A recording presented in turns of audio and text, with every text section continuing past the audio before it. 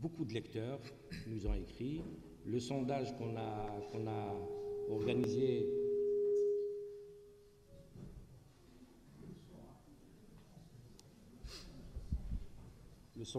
organisé en juillet dernier et les demandes des lecteurs ont fait apparaître qu'il y avait un besoin pressant, un besoin fort des lecteurs d'El Watan et du public d'une façon générale de renouer avec les discussions qu'on a avec vous depuis 2005. Ce travail se prépare depuis 3 semaines, même un peu plus. Le choix du thème, il était tout naturel que l'on évoque l'actualité, le statu quo actuel et bien entendu le coût économique, le coût politique, social de ce statu quo pour notre pays. Les demandes pour l'allocation de la salle ont été faites dans les délais, sans la moindre difficulté. La salle a même été, je tiens à vous le dire, a même été payée, l'allocation a été payée il y a une dizaine de journées. Et donc les choses se passaient, la publicité se faisait normalement. Et puis mercredi dernier, donc, comme vous le savez, on a été obligé d'informer l'opinion publique sur une volonté des responsables, quelque niveau qu'ils soient, d'empêcher la tenue de cette rencontre.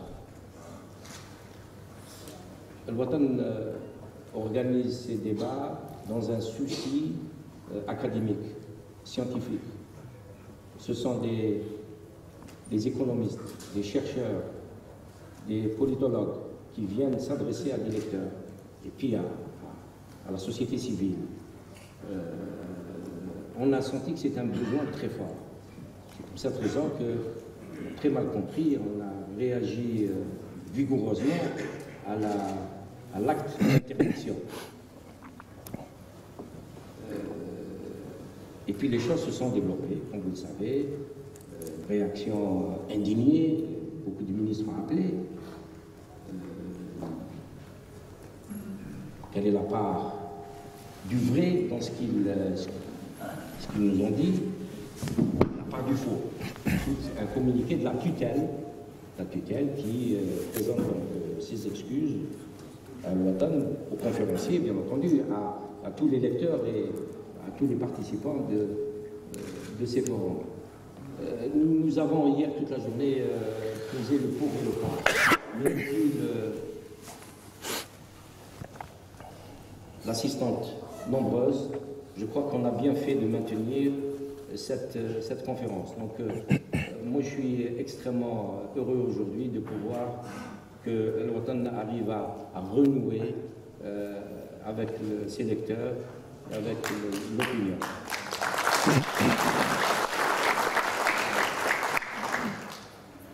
Pour cette thématique, nous avons invité 4 personnalités d'horizons divers qui parleront chacun de son côté des conséquences un peu de l'état de notre pays. Je trouve notre pays. Je sais pas si ça vous... Monsieur Ismaël Boumziane est un habitué. Je voudrais le remercier des débats. Il a contribué durant toutes ces dernières années à donner beaucoup de pesanteur et beaucoup d'importance à ces débats. C'est un économiste. Il est docteur de l'Université de Paris-Dauphine. Il a été secrétaire général du ministère de l'Industrie et ministre du Commerce dans le gouvernement des réformes dirigées par Mouloud Hamrouche de septembre 89 à juin 91. Il est également l'auteur de nombreux ouvrages, dont Le mal algérien, Économie politique d'une transition inachevée, Ibn Khaldoun, un génie maghrébin. Mohamed Hachmaoui, concepteur de ces débats, aujourd'hui je prends sa place, mais il sera en face de vous pour parler de la corruption. C'est un politologue, il est enseignant à l'Université Paris 8 et chercheur à l'Institut de recherche et d'études sur le monde musulman. Docteur de l'IEP de Paris, ses travaux de recherche portent sur l'étude du clientélisme, de la corruption, de l'autoritarisme et des changements de régime en Algérie et en Afrique du Nord. Il en parlera longuement tout à l'heure de toutes ces questions. Il est l'auteur également de nombreux travaux parus dans des revues scientifiques telles que la Revue française de sciences politiques, la Revue internationale de politique comparée, Cahiers d'études africaines. Il est l'auteur d'un livre qui vient de paraître aux éditions Kartala à Paris sous le titre « Clientélisme et patronage dans l'Algérie contemporaine ». Mouloud Boumrar est professeur de droit spécialisé en droit international public et en droit de l'homme. Il est l'auteur de plusieurs publications académiques dans ces domaines. Mouloud Boumrar a également contribué hors du cadre universitaire à différents travaux collectifs portant sur la protection des droits de l'homme dans certains pays, dont notamment notre pays. Il parlera donc des libertés d'association, des libertés syndicales et d'autres thèmes qui intéressent l'actualité. Malheureusement, Abdelkader Lakhdja n'a pas pu, très désolé, sans excuse, n'a pas pu prendre son avion ce matin. Vraiment désolé. Nous allons essayer tout à l'heure par le système, on verra si la connexion est bonne. Il pourra probablement faire son intervention de là où il est à Oran. C'est un enseignant-chercheur en sociologie et en anthropologie à l'Université d'Oran. Il a un doctorat en sociologie sur l'expérience autogestionnaire en Algérie obtenu à l'Université Paris 7 Jussieu.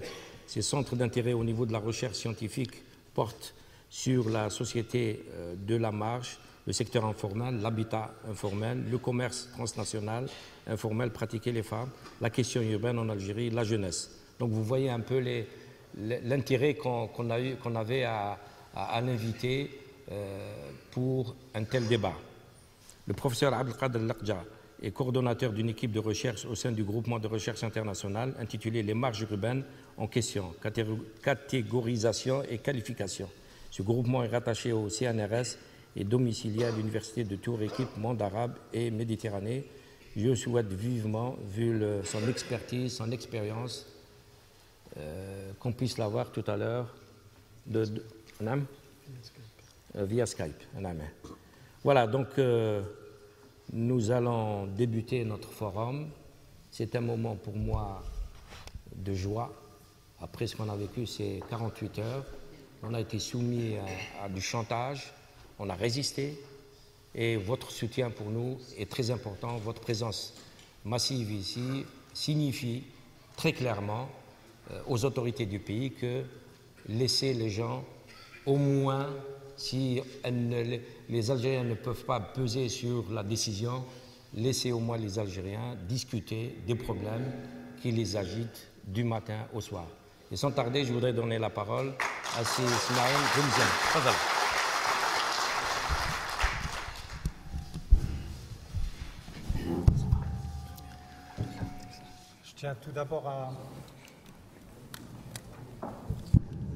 Je tiens tout d'abord à remercier Omar Belhouchet de nous avoir invités à cette rencontre débat avec vous, comme il le fait depuis plusieurs années maintenant. Et il m'a été demandé de réfléchir sur un thème relativement précis, qui est le coût économique de l'autoritarisme. En effet, outre son coût politique avéré, synthétisé dans le niveau et la forme d'exercice des libertés individuelles et collectives, ce que la science politique a convenu d'appeler l'autoritarisme aurait également un coût économique, et c'est ce coût que l'on m'a proposé d'évaluer dans le cas de l'Algérie.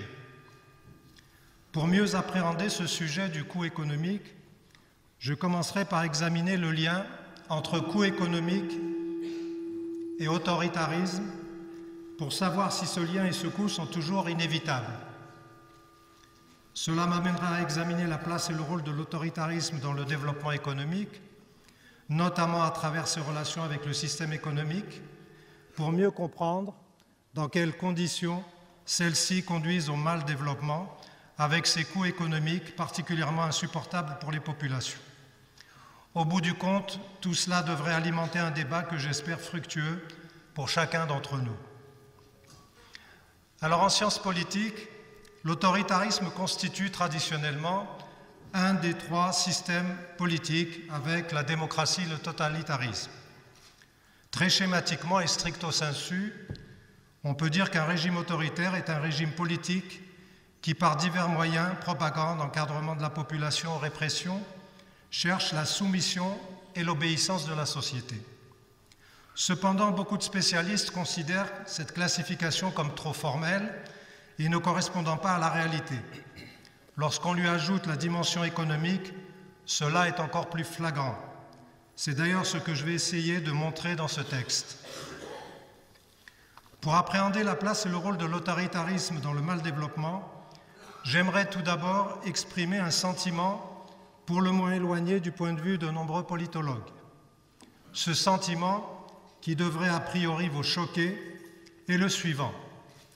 L'autoritarisme en général ne conduit pas forcément au coût économique symbolisant le mal-développement et pas davantage au mal-développement lui-même. Ce ne serait en tout cas pas cela qui le distinguerait fondamentalement d'un régime démocratique. Je vais essayer avec vous de transformer ce sentiment en une thèse relativement convaincante. D'abord, comme le relèvent plusieurs politologues, les notions même de régime autoritaire et de démocratie que nous utilisons habituellement sont pour le moins assez floues, pour ne pas dire à géométrie variable. Ainsi, réduire la démocratie au fait d'organiser des élections ou à l'existence d'institutions parlementaires n'est guère satisfaisant, on l'a compris depuis longtemps en Algérie.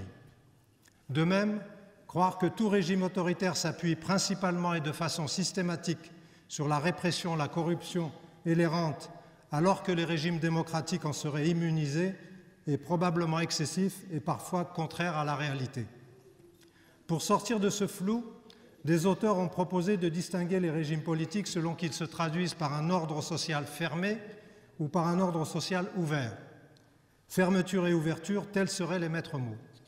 Cette distinction est probablement plus explicative, mais le problème de l'identification empirique et précise de ces deux catégories n'est pas plus facile.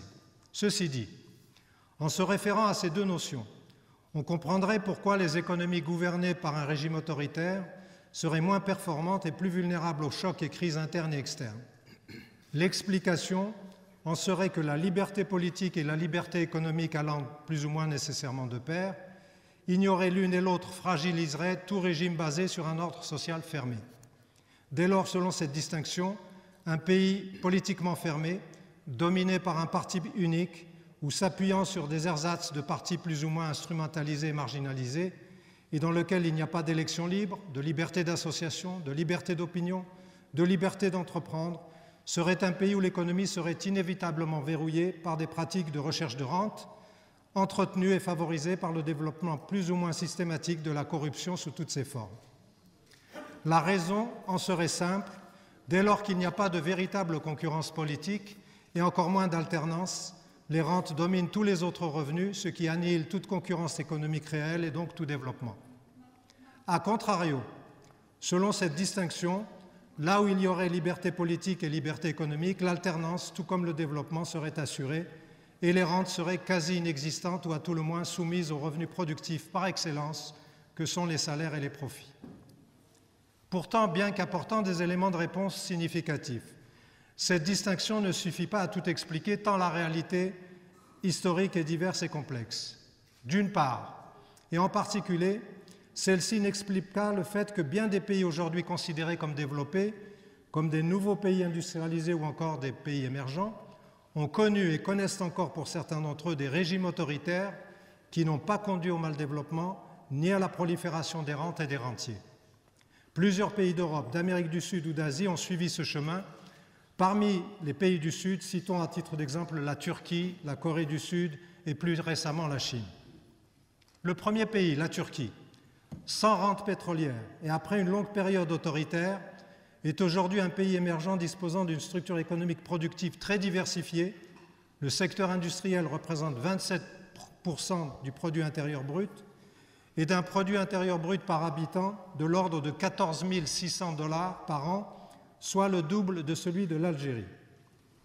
Le second pays, la Corée du Sud, aussi pauvre que l'Algérie en 1960, sans ressources pétrolières et longtemps soumis à une véritable dictature, se positionne au 12e rang mondial en termes de développement humain, avec un produit intérieur brut par habitant de 27 541 $, soit 4 fois plus élevé que l'Algérie.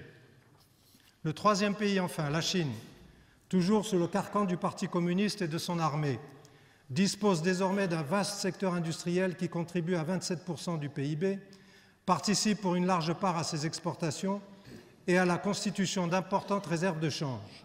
Son produit intérieur brut par habitant de 7 718 $ reste modeste, mais il dépasse désormais celui de l'Algérie. Celui-ci a connu une progression annuelle remarquable dépassant régulièrement les 10%, au point de tripler depuis le lancement des réformes à la fin des années 80, soit au moment même où l'Algérie tenta de le faire. Et le passage douloureux à un socialisme de marché ou à un capitalisme rouge, ce qui a permis la constitution d'une importante classe moyenne et de réduire la pauvreté absolue qui caractérisait le pays il y a encore 2 décennies. Pour autant, en Chine, bien entendu, des aspects du développement restent à améliorer, injustice, inégalité, pollution environnementale. Il n'empêche, avec un PIB global de 9 970 milliards $, la Chine est désormais la seconde puissance mondiale. À ce titre, elle est bien plus que le simple atelier du monde ou le pourvoyeur de devises du Trésor américain dans lesquels beaucoup espèrent la cantonner. D'autre part, et à l'inverse, cette distinction entre pays à ordre social fermé ou à ordre social ouvert n'explique pas l'incapacité ou les difficultés de certains régimes démocratiques à assurer le développement. En effet, l'histoire montre que la liberté politique et la liberté économique ne garantissent pas systématiquement le développement. C'est le cas notamment de l'Inde. Ce pays, malgré son vieux système démocratique et une forte croissance ces dernières 20 années, éprouve d'énormes difficultés à réaliser un développement conséquent, d'où sa 136e place en termes de développement humain. Bien que l'Inde, en termes de PIB global, se situe désormais au 4e mondial, derrière les États-Unis, la Chine et le Japon, le produit intérieur brut par habitant est tout juste de 3 700 $, soit 2 fois plus faible que celui de la Chine. Par ailleurs, les inégalités sociales restent très fortes entre couches sociales et entre zones urbaines et rurales, puisque le pays demeure largement rural, 2 tiers de la population vivant à la campagne et plus de la moitié de l'emploi et 20% du PIB étant du secteur agricole.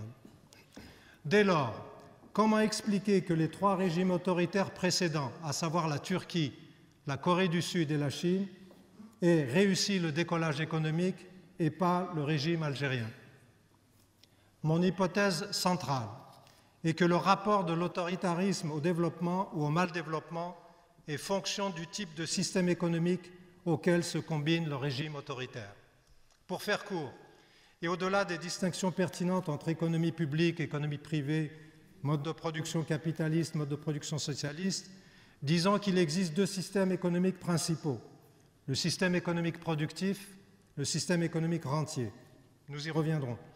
Disons aussi que l'autoritarisme peut, selon les pays et les conditions historiques, se combiner à l'un ou à l'autre de ces 2 systèmes, parfois à l'un puis à l'autre. Dès lors, l'explication la plus plausible, mais pas la seule bien entendu, du décollage de ces 3 pays semble être celle-ci.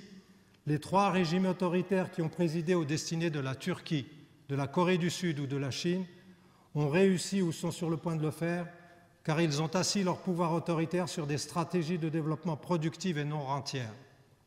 Dans ces 3 cas, l'autoritarisme s'est appuyé et s'appuie encore sur la mise en place, y compris par recours au protectionnisme, à la répression et à la corruption, de structures économiques productives, diversifiées et compétitives, tant du point de vue de la production pour le marché intérieur que pour les exportations.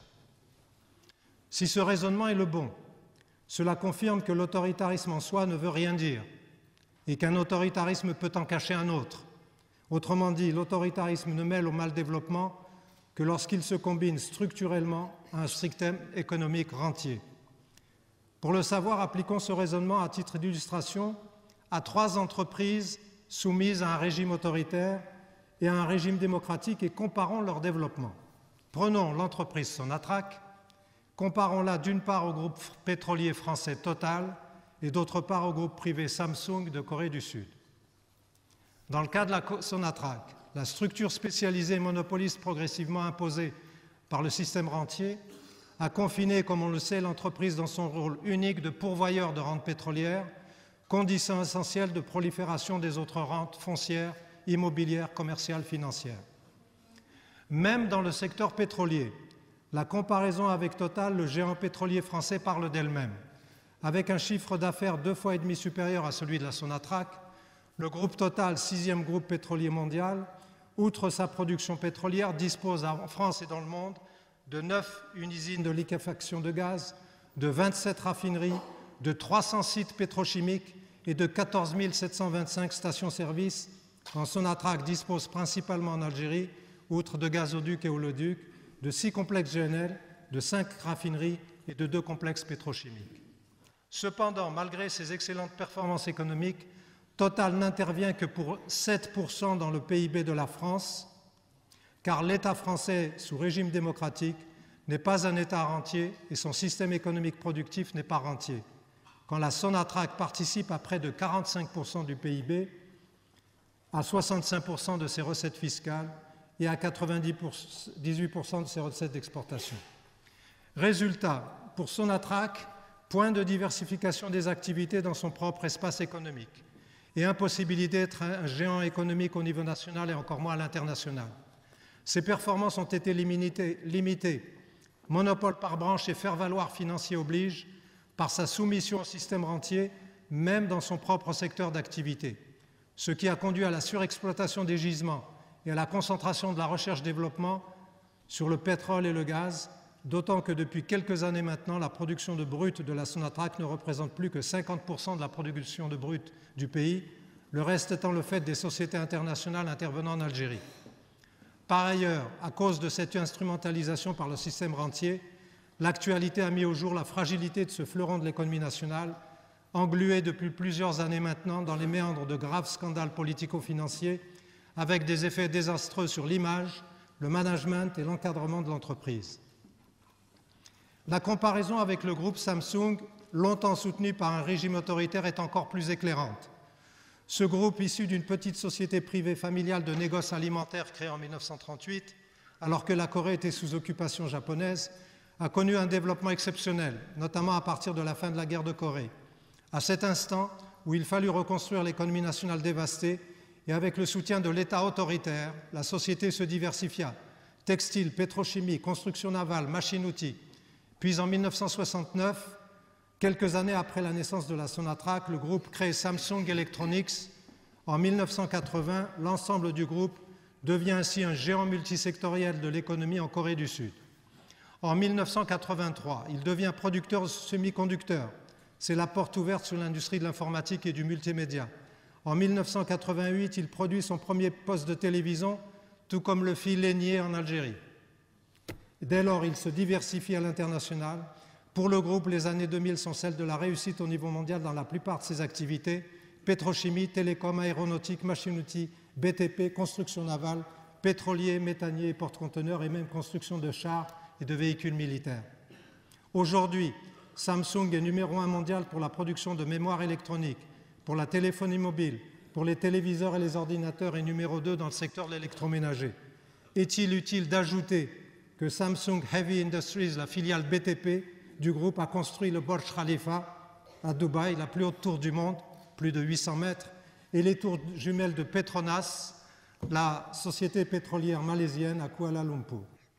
Au bout du compte, issu de l'alliance entre un régime autoritaire et une entreprise familiale privée, le groupe Samsung emploie plus de 276 000 employés, soit 5 fois plus que la Sonatrach, dispose de 294 milliards de dollars d'actifs financiers, de 59 sociétés, investit chaque année plus de 10 milliards de dollars dans la recherche-développement et l'innovation. En 2012, Samsung a réalisé un bénéfice de 26 milliards de dollars, soit plus de 30% du chiffre d'affaires de Sonatrach.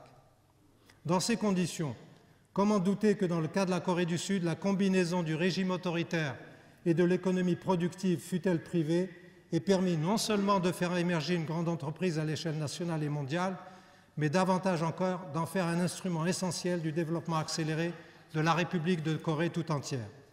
À l'évidence, la relation entretenue par Sonatrach et Samsung avec leur régime autoritaire n'a pas produit les mêmes effets. Dans le cas algérien, la Sonatrach a d'abord été bridée dans son propre développement.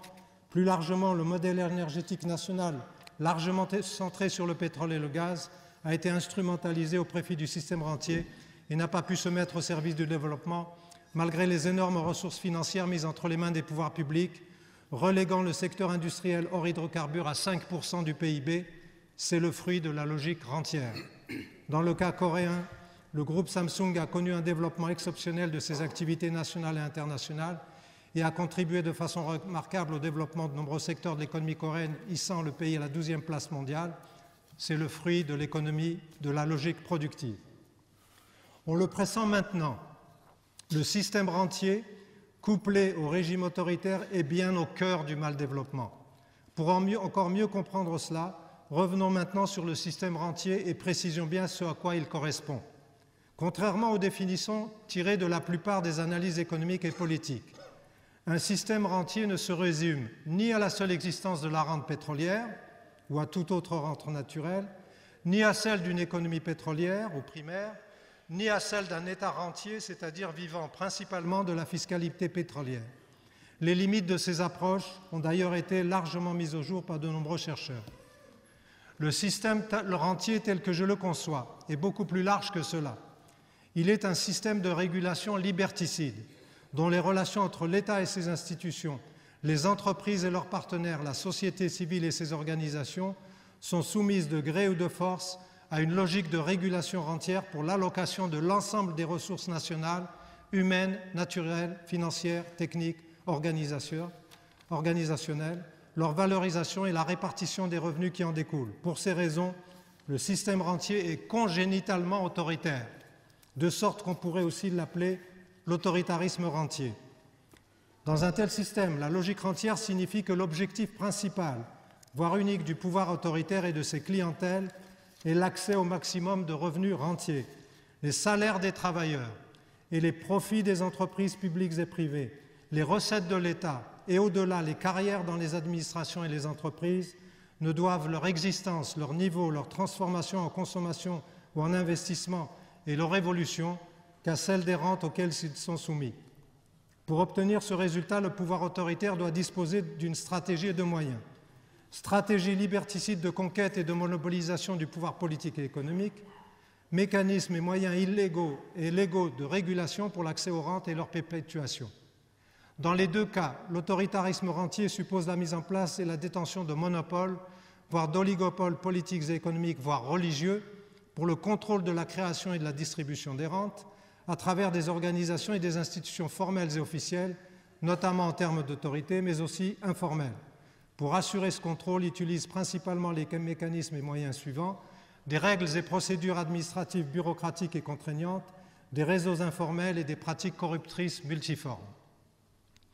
Dans la réalité, la caractérisation d'un tel système, coexistant le plus souvent avec un régime politique apparent ou de façade plus ou moins démocratique, parfois dénommé démocrature ou régime hybride, et un système économique plus ou moins productif est d'autant plus malaisé qu'il ne s'affiche, et pour cause jamais comme tel, pas plus qu'il n'avoue sa véritable stratégie et ses moyens d'action face à une société réelle, à ses organisations formelles et à son économie concrète, conscient en dernier ressort que l'existence des rentes suppose à la fois le blocage de toute forme de liberté, le travail productif de la collectivité, le fonctionnement normal entre guillemets des entreprises et de l'administration. Dans le cas précis de l'Algérie, de nombreux auteurs ont réalisé divers travaux de recherche pour appréhender tout ou partie de ce système et en ont publié les résultats sous forme de thèses, de livres, d'articles largement disponibles. En tout état de cause, couplé à un régime autoritaire plus ou moins homogène, ce système rentier qui s'est développé depuis les premières années de l'indépendance a réussi à contrecarrer et à dévoyer les deux grandes stratégies de développement d'une économie nationale productive et diversifiée, formellement affichées par les tendances productivistes et non rentières, du régime autoritaire, celle des industries industrialisantes des années 70 et celle de la fin des années 80, dites des réformes démocratiques, et a en phagocyté progressivement les fruits au bénéfice de la tendance rentière et de ses clientèles, tout en aggravant les inégalités économiques et les injustices sociales. Ce qui explique qu'après plus de 50 ans d'indépendance, l'Algérie soit toujours en situation de mal développement, comme le montrent ses différents classements internationaux dans de nombreux domaines. 93e place pour le développement humain, mais dernière place des pays pétroliers. 153e position pour le climat des affaires, 110e position pour la compétitivité, 136e place pour la liberté d'entreprise, 141e place pour la liberté de la presse, 105e place pour la corruption, etc., etc. Tout cela étant largement connu et explique les larges mobilisations populaires récurrentes de ces dernières années pour l'emploi, pour le logement, pour la santé, pour l'éducation. Ces classements traduisent ainsi à leur matière l'importance des coûts économiques subis par le pays. Tout d'abord et à l'évidence, malgré les immenses ressources financières tirées de la rente pétrolière et des rentes dérivées, les investissements massifs correspondants et les importations de plus en plus volumineuses réalisées, l'Algérie n'a pas réussi son décollage économique. Le revenu moyen par habitant d'aujourd'hui est très loin de correspondre aux efforts financiers, mais aussi humains consacrés tout au long de ces décennies, encore moins aux attentes des populations. Encore ne s'agit-il là que de moyennes. Derrière ces moyennes, les inégalités de revenus sont criantes, les rentes dominent largement les profits et les salaires, les revenus informels dominent les revenus réels, la fraude et l'évasion fiscale, qui touchent exclusivement les hauts revenus, le plus souvent non déclarés, s'étendent chaque jour davantage. Le bon sens populaire appelle cela le règne de la shkara. Comment pouvait-il en être autrement quand la structure économique mise en place fut longtemps caractérisée par des organisations monopolistes publiques verrouillées par un carcan administratif des plus rigides et des plus centralisés, avant d'être remplacées par des entreprises oligopolistiques privées profitant de l'absence d'une concurrence saine et loyale, et par une multitude de petites entreprises commerciales privées coincées entre les blocages administratifs et l'agressivité outrancière de l'économie informelle. Pour ces raisons, toutes ces organisations ont en commun de garder en permanence les yeux rivés sur les volumes d'importation se déversant dans le pays au gré des fluctuations du marché pétrolier international, confirmant ainsi que le pays s'enfonce chaque jour un peu plus dans son statut de pays mono-exportateur.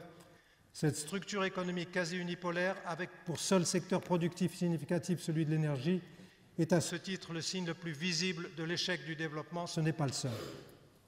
Que dire par exemple de la coexistence au sein de l'espace territorial national d'un quadruple marché combinant de façon plus ou moins anarchique marché public administré, marché oligopolistique privé, marché concurrentiel plus ou moins administré et marché informel, ce dernier imposant de plus en plus son mode de fonctionnement aux trois autres. Que dire par ailleurs de la multitude de rentes spéculatives qui alimentent et ressortent de ces marchés, le plus souvent hors bilan, hors des circuits bancaires officiels et hors de portée de l'appareil fiscal, irriguant en permanence les transferts invisibles de capitaux et gonflant tout aussi efficacement des patrimoines toujours aussi invisibles. Comment pourrait-il en être autrement dans une société où trois instruments essentiels d'une économie moderne continuent d'être superbement ignorés, la facture, le chèque, le bilan? Que dire de l'absence d'innovation, de créativité et de recherche dans les universités, dans les entreprises du pays?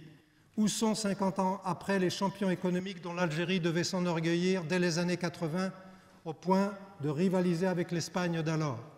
Que sont devenues les générations de cadres et de travailleurs qui s'étaient engagés avec conviction et dévouement dans la bataille du développement des années 70? Que sont devenues celles des années 80 qui ont bousculé le système rentier et secoué le régime autoritaire, exigeant à la fois davantage de liberté individuelle et collective, particulièrement dans le domaine culturel, et une véritable autonomie dans la gestion des entreprises, au point de les contraindre, dans la douleur d'octobre 88, à des réformes démocratiques vite étouffées? Que vont devenir les générations des années 2000? N'ont-elles ou n'auront-elles comme seule perspective que le statu quo imposé par le système rentier ou la fuite en avant par tous les moyens vers les mirages de l'ultralibéralisme occidental qui envahissent chaque jour davantage les tubes cathodiques et autres réseaux sociaux de l'Internet? Dans ces conditions, autant dire que ce sont 3 générations d'Algériennes et d'Algériens qui ont été ou seront sacrifiés. Celles des années suivant l'indépendance, celles des années 80, celles plus jeunes des années 2000. Rappelons aussi que si celles-ci ont été sacrifiées, alors que la génération de la guerre d'indépendance s'est sacrifiée, toute la différence est là. L'une s'est sacrifiée, les autres ont été sacrifiées. Dès lors, oui, l'autoritarisme rentier a conduit au mal développement. oui, il s'est traduit par un coût économique insupportable. Il a coûté très cher en remboursement d'une dette extérieure colossale, plus ou moins légitime, quand on regarde le choix des projets, le choix des partenaires, les surfacturations, les surcoûts, la corruption qui ont suivi. Il a coûté très cher lorsque, à défaut d'être une véritable restructuration, il a fallu soutenir à bout de bras et à coups d'injections financières massives, répétitives et sans contrepartie les entreprises du secteur public, symbole d'un secteur industriel en phase d'implosion. Il a coûté très cher quand il a favorisé et favorise encore la fuite de capitaux pour 1,5 à 2 milliards de dollars par an, sans compter les prébendes plus ou moins mises au jour par les scandales politiques et financiers touchant de façon récurrente plusieurs secteurs de l'économie nationale, les banques, l'énergie, les transports, la téléphonie, les matériaux de construction. Il a coûté très cher dans les années 90 lorsque l'ajustement structurel et l'ouverture débridée et leurs effets conjugués à la tragédie terroriste ont provoqué la perte de ressources humaines estimées à plusieurs centaines de milliers ou leur exode au profit de l'Europe, du Canada et de bien d'autres contrées. Sur ces 30 dernières années, faites le compte. Toutes ces ressources auraient largement permis de rembourser la dette externe du pays sans se mettre sous les fourches codines du FMI et des banques internationales, d'investir dans la production agricole et industrielle publique et privée hors hydrocarbures, dans l'éducation et la recherche, de diversifier la production nationale et les exportations du pays, de mobiliser à nouveau toutes les potentialités humaines, naturelles, organisationnelles, techniques et financières du pays afin d'améliorer sensiblement et durablement le niveau et la qualité de vie des populations, en un mot, de libérer les Algériens après avoir libéré le pays. La vie des populations, parlons-en, car en dernier ressort, ce sont elles qui ont concrètement supporté ces coûts. Après 50 ans d'indépendance, est-il normal pour un pays pétrolier comme l'Algérie de disposer d'un revenu moyen annuel par habitant de quelques 7 000 $, quand un pays comme la Corée du Sud caracole avec un revenu 4 fois supérieur? Ainsi, pour chaque Algérien moyen, le manque à gagner annuel par rapport à son collègue coréen est de l'ordre de 20 000 $. Est-il normal que la Chine ait multiplié ses revenus par 3 en 20 ans, quand l'Algérie ne les a multipliés que par 1,7 malgré l'embellie pétrolière? Est-il normal que les Algériens continuent d'être approvisionnés, vaille que vaille, au rythme des pénuries récurrentes qui perturbent le marché national, malgré les importations massives permises par la rente pétrolière? Je rappelle que cette année, nous aurons 10 milliards de dollars d'importation de produits alimentaires. Tout cela n'est-il pas le signe que l'Algérie est toujours un pays multidépendant, au niveau alimentaire, au niveau sanitaire, au niveau technologique et plus globalement commercial? Est-il normal pour un pays comme l'Algérie, tellement vaste et tellement beau, d'être de plus en plus défiguré par une crise environnementale sévère, alimentée en permanence par l'accumulation de déchets et autres pollutions et par la folie du béton et l'urbanisation sauvage qui défigure et empoisonne ses villes, ses campagnes, son littoral et jusqu'à son Sahara? Pour la population, la réponse à toutes ces questions est d'autant plus évidente qu'elles ont vécu et vivent encore toutes ces situations dramatiques au quotidien. Pour ces raisons et à la moindre occasion, elles expriment de diverses manières, grèves, manifestations, micro-émeutes, haraga, immolations, leur ras-le-bol, car pour elles, tout cela est loin d'être normal et elles ont plus qu'assez de supporter de tels coups sans aucune perspective de sortie du tunnel, tant leur avenir apparaît bouché. D'autant que les populations ont parfaitement compris que ce qui est un coût insupportable pour elles ne constitue que l'envers du décor d'un autoritarisme rentier qui, de son côté, tire des sommes insoupçonnées de leur misère au profit d'une minorité de nouveaux riches en expansion, exhibant toute honte bue leur fortune et leurs dépenses somptuaires aux yeux de la majorité de pauvres. Au bout de cette analyse, évidemment succincte et parfois approximative, j'en conviens, de ces brèves comparaisons et de tous ces questionnements, qu'avons-nous appris? Que l'impact du régime politique sur l'économie et inversement dépend en dernier ressort de la combinaison qui s'opère dans un pays entre le régime politique autoritaire ou démocratique et le système économique productif ou rentier. On aboutit ainsi, et c'est fondamental pour notre débat, à 3 idées forces. Première idée, un régime autoritaire peut se combiner à un système économique productif ou à un système économique rentier. Seconde idée, quand il se combine à un système rentier, il conduit inéluctablement au mal-développement. Inversement, tout système économique rentier a besoin pour exister et se perpétuer d'un régime autoritaire. C'est pourquoi on ne connaît pas de système démocratique rentier, c'est-à-dire dont l'économie et au-delà, la société sont globalement et librement soumises à la logique rentière. Troisième idée, quand il s'appuie sur un système productif, il peut, ce système autoritaire, sous certaines conditions historiques, politiques et sociales, conduire au développement et à la démocratie. Pour ces raisons, on peut sans hésitation indiquer que dans les pays qui ont connu un régime autoritaire comme la Corée du Sud ou la Turquie, la transition du régime autoritaire vers un régime démocratique n'a été possible, selon les conditions historiques de chacun et sans violence extrême, que parce que le système économique était productif et non rentier. A contrario, et pour ces mêmes raisons, en Algérie et dans la plupart des pays arabes, les combinaisons du système rentier et d'un régime autoritaire expliquent à la fois le coût économique particulièrement élevé du mal-développement, l'ampleur de la crise politique et la difficulté de sortir pacifiquement, démocratiquement et rapidement d'une telle combinaison en termes économiques et politiques. Ajoutons que le coût économique est d'autant plus élevé que pour diverses raisons, cette combinaison correspond mieux aux intérêts géostratégiques, financiers, énergétiques, bien compris des grandes puissances et de leurs transnationales qu'un système productif démocratique. Dans ces conditions, vous l'aurez compris, pour sortir de cette situation, réduire les coûts économiques et remettre l'Algérie dans le sens du développement au bénéfice des populations, aucun statu quo ne fera l'affaire. Le discours de ceux qui veulent maintenir le statu quo est au mieux celui, je cite, du « tout va bien dans le meilleur des mondes », un discours de plus en plus difficile à tenir face à la réalité. D'autres partisans du statu quo reconnaissent donc que tout va mal, mais qu'il faut, quitte à procéder à quelques ravalements de façade, maintenir le cap, car il n'y a pas d'alternative sous-entendue au système en place. Or, le statu quo signifierait tout simplement la poursuite de la logique rentière à l'origine de tous les maux de la société algérienne. Cette analyse montre au contraire qu'il est impératif de modifier en profondeur les choses et d'envisager des alternatives politiques et économiques de façon pacifique et démocratique afin de passer d'un ordre social fermé à un ordre social ouvert. Il faut donc, et de toute urgence, mettre un terme à cette logique rentière qui préside depuis trop longtemps au fonctionnement chaotique du système économique et politique national. Et pour cela, mobiliser, au-delà des sempiternelles échéances électorales, et où qu'elles se trouvent, dans la société, dans les organisations économiques et syndicales, dans les partis politiques et dans les institutions de la République, toutes les forces vives de la nation, soucieuses de réhabiliter l'économie productive nationale dans le respect des libertés de chacun et de tous. Je vous remercie pour votre attention.